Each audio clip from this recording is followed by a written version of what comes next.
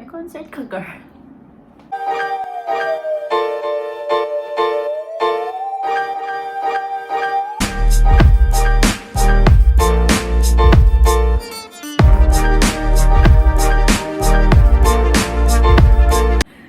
Okay, so welcome to another episode of Story Time.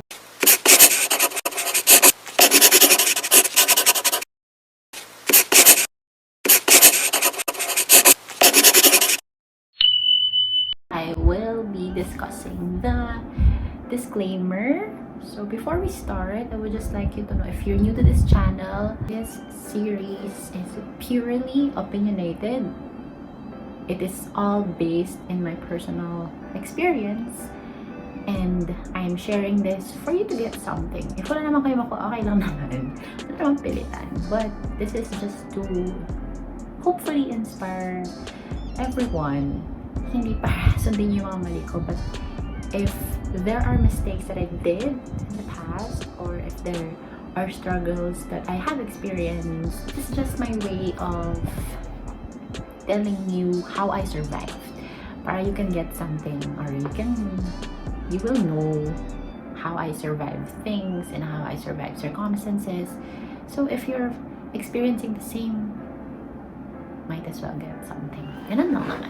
But this is not in any way forcing you to do the same exactly as what I did. Welcome to episode 5. So today, in my previous episodes, I discussed background of why I moved here in Manila, like on a deeper level, so that you will understand why I work here, why I leave this job, or why I was like this, like that. So diniscuss ko lahat yung foundation, why it all happened. Does that make sense? So today we will talk about my work journey in Manila. Again and again and again, this is not to force you to apply to this job or what. This is just to inspire you and share my personal experiences. I'll be discussing siguro three line of work. First job na, yeah, technically first job, but something that I can still do now. You know what? Or I can still do wherever I go. I think you know about it already. It's teaching. Actually, it's a path that it is already imprinted in our bloodline, because most of the Henovas are teachers. Even my lola is a principal in our province. And me, I never imagined that I too would be a teacher someday. Because what we all think about before, what we all thought about teachers is someone who teaches in the classroom, someone who goes to school. Because of technology, there's this immerse of online English schools that I happened to do as my first job. And I didn't dream to be a teacher. So basically, when I say I didn't dream to be a teacher, I wasn't prepared for it. Like, I didn't really study to become one. I didn't really prepare myself to become one. It just happened to me. You can work anywhere, unless it's office-based. As long as you have internet, stable connection, a good setup. Siyempre, hindi maingay. Yung tipong kung pwede ikaw lang mag-isa sa room. The background, I think some English schools, they require a white background or a plain background. It would depend, but sometimes, as long as hindi distracting, like, alam mo, walang dumadaan, or something na, alam mo, hindi mo punta yung attention doon ng student mo. Like, example, wala kang dumadaan, but there's TV naka-on. So, your student would, while having class, your student will ask you na, "Hey teacher, what's in the TV?" Ganun. So, yun yung pinag-usapan nyo. So for Engo, I'm not sure right now but for Engo, it doesn't require naman to teach in a plain or white background. But I just make sure na kumbaga nasa wall ako, or kung may electric fan, urong ko siya. Parang hindi lang mag-cause ng distraction. That's it. Upon applying kasi they would require you a speed test. Most schools, they would require you to have at least a DSL or a fiber connection. But I think some naman doesn't. So that's something that you would want to ask your employer or the online English school if they really require wired connection or fiber. Kasi medyo mahirap yun, especially if you live in the province. And, well, in my case, actually, it's just, like I said, it's just for interview. Hindi ko sinasabing dinadaya ako yung job ko, but then, once you submit the speed test kasi, and then, example, you're already teaching, and in the middle, parang nag-fluctuate yung internet mo. It's, of course, not your fault. So, they won't take it against you. In a way na, di ka na sabihan, oh, kala ko ba wala kasi internet mo? Hindi naman ganun. There would be times na, the worst case scenario, makakancel yung class mo. And, depending on the rules of the company, they would have penalties. Well, for Engo, malaki ang penalty. Kasi, it's times 2 of the lesson. So, example, I earn 120 per hour. I would pay 240. O, diba, may utang pa ako. That's for sudden cancellations. But we have rules na kapag like 30 minutes before nagsabi ka na burn out sa amin or I have no connection, I think it would be lesser. So it would really depend. The penalties would really depend. But most likely, companies have penalties talaga. Kasi they consider it absence eh. I think it's really the job that I really recommend. It requires minimal technical skills. It's regardless what major you graduated from college, as long as you know the subject. Or in my case, I happen to teach English. In my case kasi I'm a communications graduate, and I was a communications major back then when I applied to Bibo. It's now Engo. Kasi most people are scared to teach English because they're not communication majors, they're not English majors. I think it would be best lang naman if you know at least the basic grammar rules, which is something that you can Google naman. Hindi naman kailangan mag-aral ka ulit talaga. Your students are not experts also.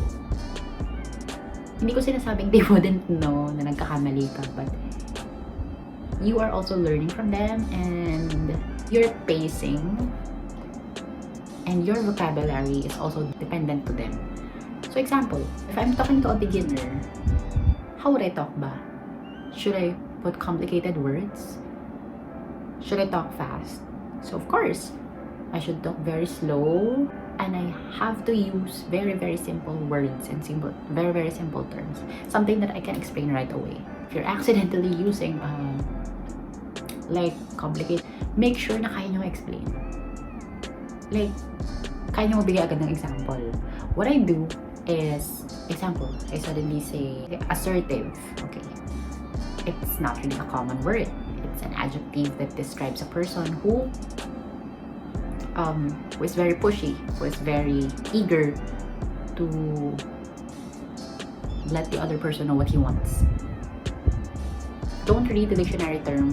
Example, nagsabi yung student mo, teacher, what is assertive? Diba, there are some words na you already know the meaning, but oh nga, no, how can I explain pala?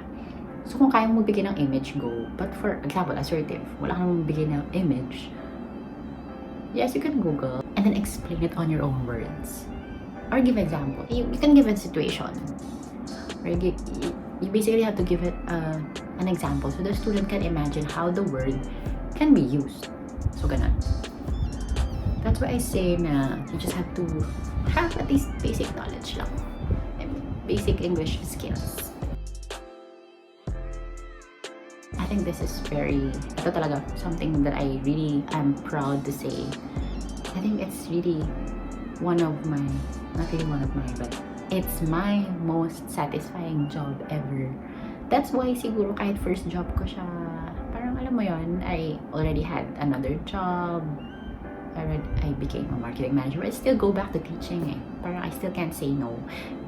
If like some companies or some English schools still contact me and offer me, hey, can you teach like ganitong ano lang, parang quick lang, sure. Because it's really satisfying. I would say. When I compare it to, example, working in a BPO, most people say working in a BPO is very stressful because it's customer service eh. Commonly, people call you, galit na sila. Like, your customers are already mad.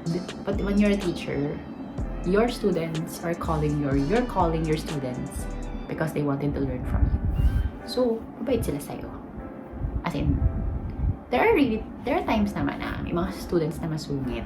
At the end of the day, alam mo, ako dati, kahit 15 hours ako nagtuturo, at the end of the day, sobrang pagod din katawan ko, sobrang pagod din utak ko, yung mata ko, gutom pa ako. But, ang sarap sa feeling, parang, may kalaturuan ngayong araw. And sometimes, example, that your last student will say, "Good night, teacher. Please eat your dinner already." Yung mga ganon. So, it's very fulfilling na. Parang, at the end of the day, you can say that you did your job. You made them feel satisfied. But usually, English schools will provide naman lesson materials. If you're aiming to be a private English teacher na hindi ka under ng company, which is actually having bigger salary kasi direct sa'yo na pupunta yung sweldo ni student or binabayad ni student compared to when you're under a company. There's no harm naman, but I would say na if you're a beginner, I would recommend you to work in a company muna because that's how you learn eh. They will provide you lesson materials na siguro pag naging private tutor ka na, kahit ikaw na gumawa, alam mo na kung paano eh. Alam mo na yung flow. Companies would hire teachers na wala experience. Those are companies na talagang they really train teachers. As in, parang spoon feeding na lahat. As in, provide na yung lesson material.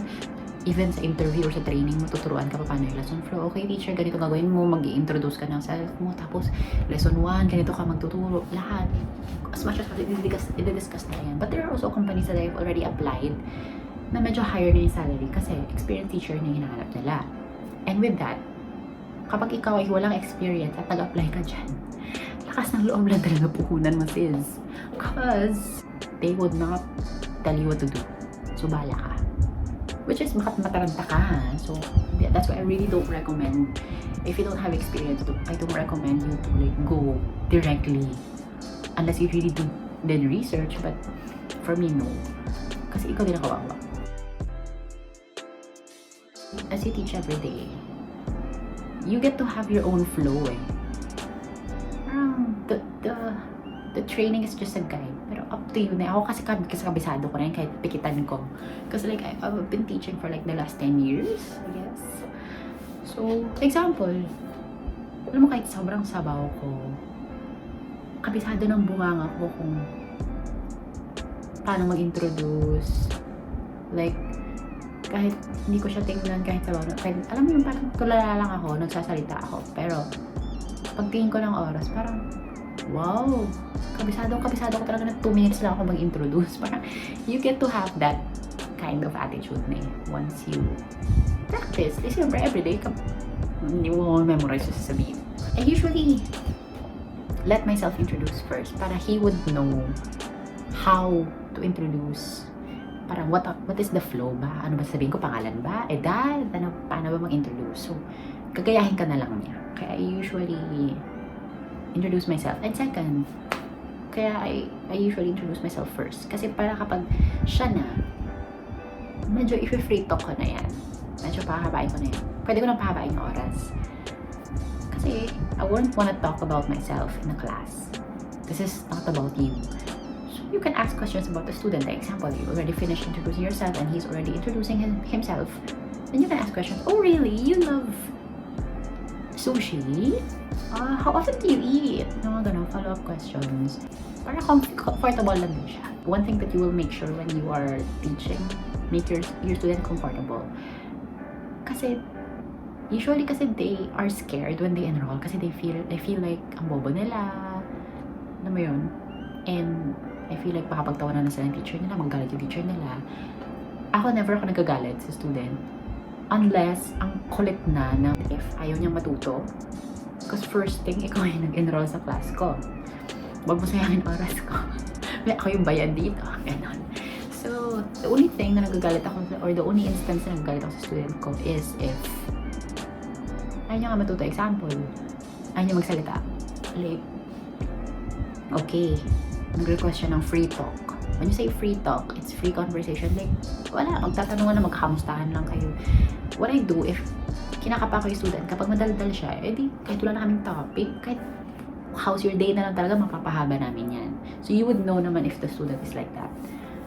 If, pag nakapa mo siya or nagamay mo na parang isang tanong, isang sagot siya, that's the time that I will insert na, okay, since you requested free talk, I know a website here that can ask you questions randomly, casually, and we will just talk about a certain topic. Ganun na lang, mag-suggest ka.